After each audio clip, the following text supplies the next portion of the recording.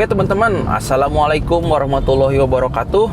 Nah kali ini kita akan membahas masih seputar bisnis yang biasanya juga seringkali menjadi masalah bagi banyak orang yang akan memulai bisnis kan gitu ya. Yaitu tentang urusan permodalan gitu ya. Kan sering tuh ya, banyak dari teman-teman yang mungkin sering dengar juga. Saya juga termasuk orang yang seringkali mendapat keluhan-keluhan atau mendengar orang-orang yang mempermasalahkan ketika hendak memulai bisnis. Wah, gimana ya? Kalau saya mau mulai bisnis itu kayaknya belum bisa. Kenapa? Karena saya belum punya modal gitu ya. Nggak ada modal sama sekali gitu ya. Atau belum cukup, masih sedikit modalnya. Sepertinya nanti saja mulai bisnis ketika sudah punya modal yang cukup gitu. Nah, seringkali permasalahan modal menjadi hambatan gitu ya, menjadi kendala pada akhirnya bisnisnya nggak dimulai juga gitu. Akhirnya nunggu sampai punya modal yang cukup kan gitu. Nah, tapi ya oke lah, mungkin modal menjadi satu hal yang juga cukup penting lah gitu untuk kita bisa menjalankan bisnis lebih bagus lah gitu ya pada hasilnya. Nah, tapi sebelumnya saya ingin coba bercerita sedikit lah tentang pengalaman salah satu teman saya atau kenalan saya gitu dalam memulai bisnis gitu, atau pada masa-masa awal merintis bisnis kan seperti itu. Saya pikir cerita ini juga pasti sedikit banyak pernah teman-teman alami atau ya pernah dengar lah dari orang lain, kenalan teman-teman mungkin ya. Nah, begini, jadi saya ada temen yang kebetulan punya keahlian di bidang mekanik gitu ya. Jadi urusan servis kendaraan gitu ya, yaitu ngerti lah mungkin ya, kurang lebih gitu ya. Ya pada akhirnya saat itu terpikir untuk buka bengkel motor ya gitu. Buka bengkel motor karena kebetulan jurusan waktu sekolahnya juga di bidang otomotif lah gitu ya.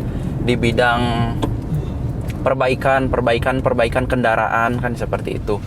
Nah, mulai tuh ya dengan semangatnya pada masa-masa awal, wah sepertinya saya cocok untuk menjadi pebisnis di bidang otomotif ya. Ya minimal dengan memanfaatkan keahliannya sebagai teknisi lah gitu ya, ahli memperbaiki kendaraan gitu ya, memperbaiki motor lah pada saat itu mungkin spesifiknya.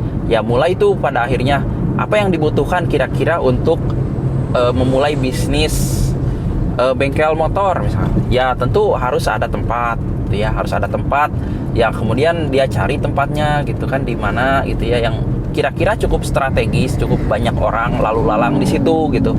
Terus setelah cari tempat ya tentu harus ada peralatan juga ya yang dibutuhkan. Nah, saya terus terang memang tidak terlalu paham ya detail-detail peralatan yang dibutuhkan untuk memulai bisnis motor. Tapi ya ketika saya diceritakan ya kurang lebih memang peralatan yang benar-benar penting lah, yang sangat dibutuhkan untuk memulai bisnis bengkel motor ya, misalkan seperti kompresor gitu ya, atau apa sih gitu ya inilah misalkan perkakas pertukangan lah gitunya, dan lain-lain gitu ya. Ya mungkin teman-teman nanti bisa searching sendiri lah, kurang lebih seperti itulah gitu ya, peralatan yang benar-benar dibutuhkan untuk memulai bisnis bengkel motor gitu ya. Nah pada akhirnya jadi buka tuh bisnis bengkel motor gitu ya. Setelah ada tempat, peralatannya juga disiapkan, kemudian bisnisnya dibuka gitu kan. Nah berharap pada akhirnya banyak yang berkunjung ke bengkelnya tersebut dan menggunakan jasa teman saya itu gitu ya untuk menservis motor gitu ya, servis motor atau mungkin kebutuhan-kebutuhan yang lain yang berkaitan dengan perbaikan motor kan gitu, seperti itu. Nah tapi sayangnya ternyata ketika mulai dijalankan tidak seindah, tidak sebagus harapan pada saat awalnya gitu. Ya pada awal-awal ya sebenarnya biasa lah, yang namanya bisnis juga tidak langsung besar gitu ya, tidak langsung banyak pembelinya, banyak yang menggunakan jasanya gitu ya. Ya mungkin masih sepi gitu ya, kunjungannya hanya beberapa dari sekian minggu kan gitu ya. Wajar, mungkin kan belum benar-benar dikenal ya gitu, belum benar-benar dikenal ya. Pada akhirnya ya belum rame belum rame bengkelnya gitu ya. Tapi gimana ya, setelah hampir 1 bulan ya ternyata biaya operasional sama pendapatannya itu tidak sebanding gitu ya. Ya pendapatannya segini, biaya operasionalnya segini, ya pada akhirnya bukan untung malah merugi kan gitu. Nah, coba lagi pada saat itu katanya di bulan keduanya sampai bulan ketiganya sama, bisnisnya itu ya tetap defisit. Jadi ya antara biaya operasional sama keuntungannya tidak sebanding, malah rugi gitu ya, malah rugi kan, seperti itu gitu. Entah apa masalahnya ya. Memang sih menurut saya masalahnya ya bengkelnya masih belum rame aja gitu ya belum rame, mungkin promosinya juga kurang gencar dan lain-lain gitu. Nah, dan pada akhirnya ya telisik punya telisik ya ternyata ya si teman saya itu ya tidak benar-benar menjalankan aktivitas promosi gitu, aktivitas marketing dengan sebaik-baiknya gitu ya. Ya dia tuh cuma punya keahlian di bidang perbaikan kendaraan, tapi tidak punya keahlian untuk memasarkan gitu, atau untuk bagaimana membesarkan bisnisnya gitu. Jadi lebih apa ya, sebagai teknisi saja gitu. Nah, tapi bagi pebisnis ya tentu harus ada apa ya, keahlian-keahlian yang juga mendukung gitu ya, seperti kemampuan promosi, kemampuan marketing gitu ya, terutama di masa-masa awal gitu. Nah, dia tidak punya gitu.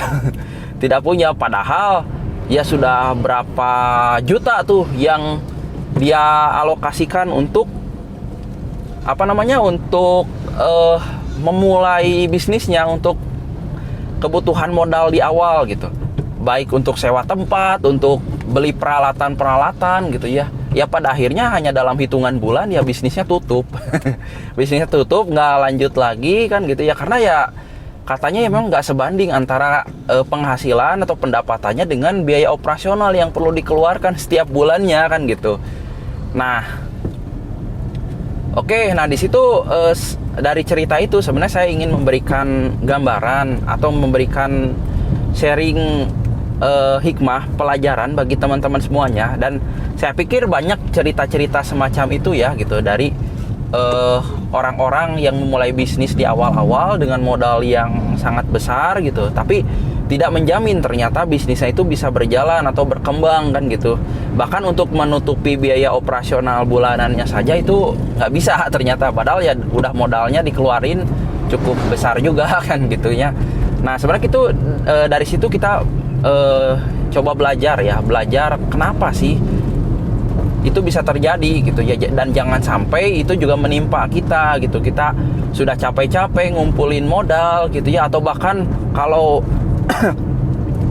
kalau modalnya itu harus pinjem uang orang tua, pinjem di bank misalkan, atau apalagi pinjem dari pinjol misalkan gitu ya, dari rentenir lebih parah lagi, untuk modal bisnis yang bisnisnya itu belum tentu jalan gitu. Ya itu kan amat disayangkan sekali gitu. Nah, berarti ya apakah kemudian modal itu sebenarnya bukan suatu hal yang penting, bukan satu hal yang utama bagi kita untuk memulai bisnis gitu ya. Nah, di sini sebenarnya saya ingin menyampaikan bahwa modal itu penting gitu. Modal itu harus ada gitu ya. Nah, cuma kita harus punya pemahaman yang lebih luas tentang modal gitu. Apakah modal yang harus dimiliki itu adalah modal yang berkaitan dengan aspek dana saja, ataukah sebenarnya banyak hal-hal yang lain yang sama sebenarnya menjadi suatu modal, dan itu malah lebih penting gitu ya, seharusnya lebih ada terlebih dahulu gitu dibandingin modal dana kan gitu. Nah, apa gitu ya. Nah, tentu kita harus paham ya gitu, apa yang dimaksud dengan modal gitu ya.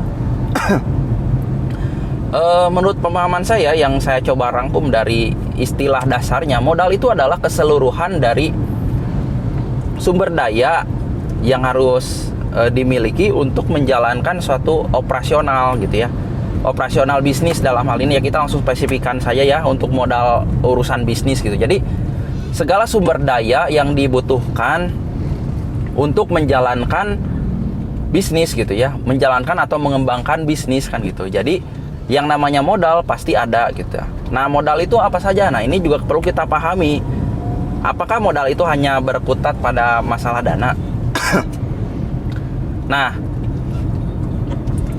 modal sebenarnya kalau teman-teman ketahui ya, banyak macamnya gitu. Banyak macamnya. Yang paling penting adalah ya dua hal biasanya ya. Kalau nggak modal dana ya modal SDM gitu. Nah, di sini yang ingin saya soroti juga berkaitan dengan modal SDM atau sumber daya manusia gitu. Nah, bagi para pelaku bisnis, apalagi bisnis yang baru mulai, nah tentu faktor yang menjadi sumber daya manusianya itu adalah ya dirinya sendiri gitu ya, pebisnisnya sendiri gitu ya. Kita misalkan mau buat bisnis ya, mau membangun bisnis. Nah, siapa yang termasuk modal sumber dayanya? Ya kita sendiri gitu. Ya kita adalah modal gitu. Kita dengan segala apa yang kita miliki di dalam diri ini adalah modalnya kan itu ya. Nah, kalau ada tambahan modal dana ya syukur gitu. Tapi kita jangan sampai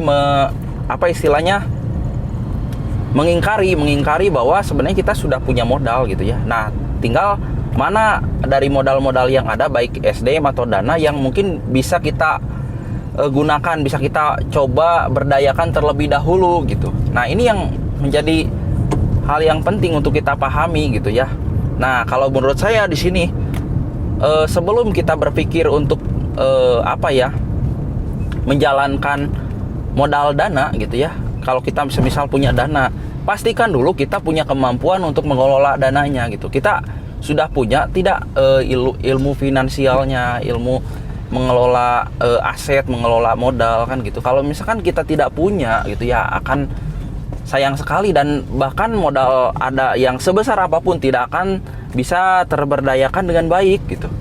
Nah, ini yang seringkali jadi masalah, dan mungkin yang menjadi penyebab dari ya contoh kasus teman saya tadi yang buka bengkel tapi bengkelnya nggak jalan gitu ya, padahal udah keluarin modal dana yang juga cukup besar kan gitu.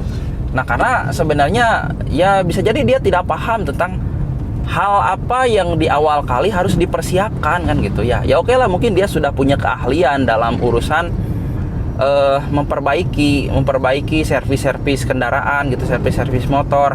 Tapi dalam bisnis ya tentu tidak cukup itu saja gitu. Tapi ada hal yang juga lebih penting dari itu, misalkan tentang kemampuan promosi, kemampuan menjual gitu kan, kemampuan cari pasar. Itu juga menjadi hal yang sangat dasar yang juga harus dimiliki oleh para pebisnis pemula kan gitu.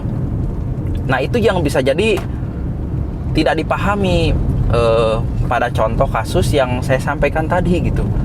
Nah, jadi kembali ke pemahaman tadi bahwa modal itu ya terdiri dari